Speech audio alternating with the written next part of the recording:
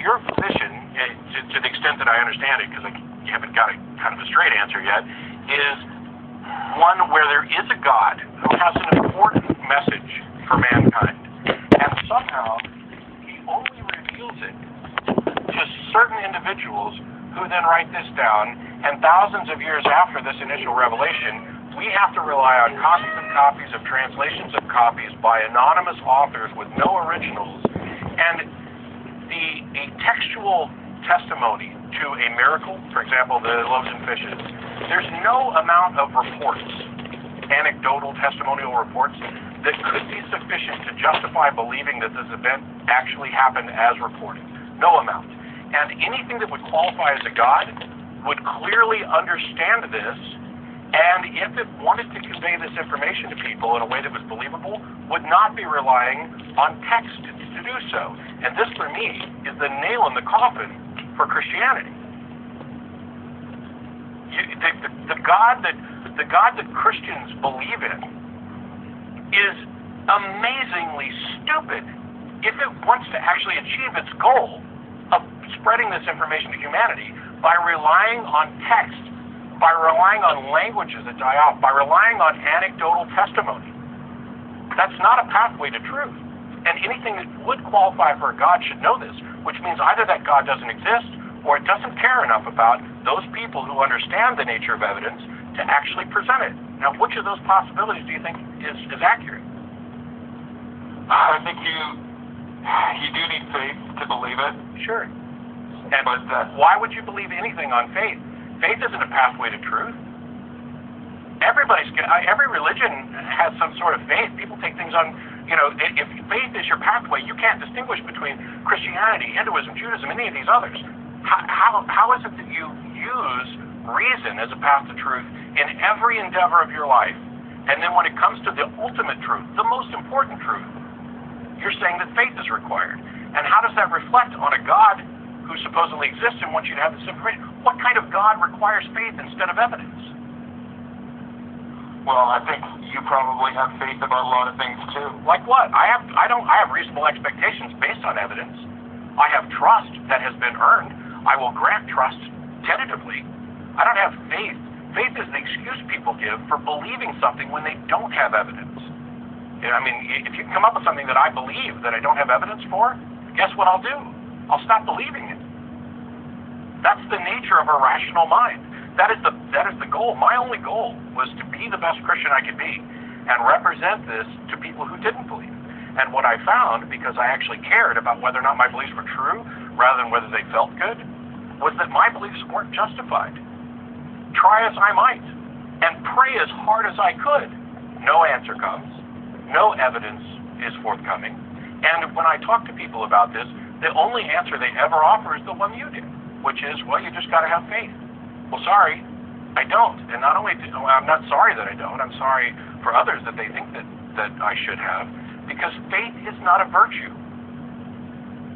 Faith is gullibility. It's evidence that determines whether or not your perception of reality is reasonable and in conjunction with the world as it is. Well, I think church gives a lot of people some community and some values. Sure. So what? That has no tie to the truth of the supernatural claims.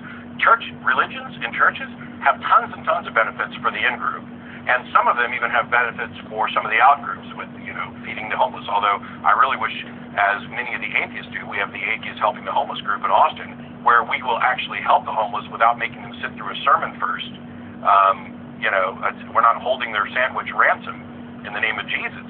There's no good thing that a church or religion does that cannot be achieved by purely secular means. And there's no positive benefit of churches and religions that necessarily demonstrates the truth of their supernatural claims. But there is, this is my personal hobby horse today, there is a cost to deciding that you're going to take, in particular, Christianity on faith. And that is that when you run into folks like us who don't believe it, you are compelled, because you have decided to believe Christianity, you are compelled to think all kinds of horrific things about us, and tell us that, or come at us with these threats of eternal torment,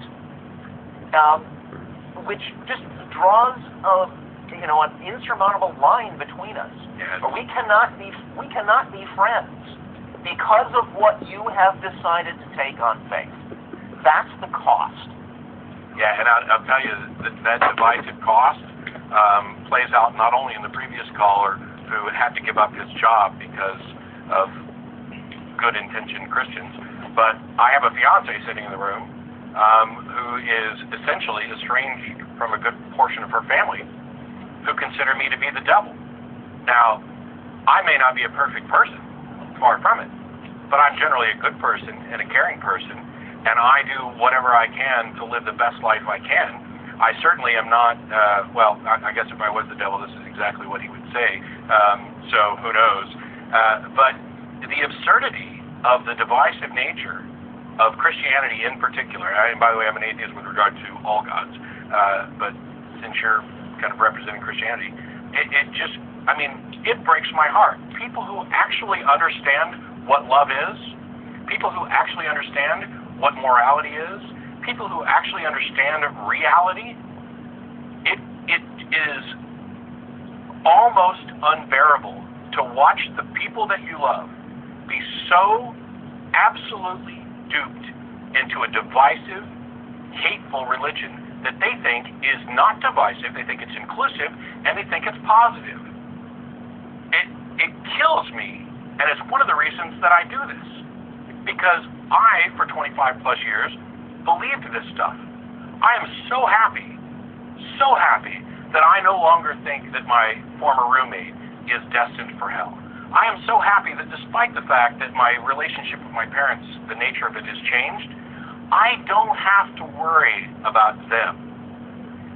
The division is entirely one-sided. I didn't end relationships when I became an atheist. Christians ended those relationships, and it was because their particular religion cannot tolerate. I had letters from people who said, "We can no longer associate with you. You are of the devil."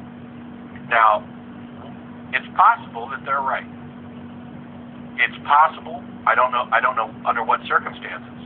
But the only way that you can demonstrate that is with reason and evidence, not faith. And I don't know how we can fix a world where people have been so convinced that they are doing the right thing out of compassion and love and trying to help people when it is absolute poison, when it is absolutely destructive. I wish everybody could go through what I went through so they could have a proper understanding of, wow, how the heck could I have believed those things that I believed? And how much better life is when you want to deal with reality on reality's terms. I mean, I know that we didn't give you a huge opportunity to express your views, but every time I asked, I got kind of a dance. And I'm happy to have you call back in, but if your whole position is that the foundation of your belief is necessarily dependent on faith, then we got nothing to talk about. Because I don't think that that's a good thing, and until you demonstrate that faith is a good thing, how could you possibly convince somebody? And by the way, how do you go about demonstrating that faith is a good thing without evidence? It all comes back to reason and evidence.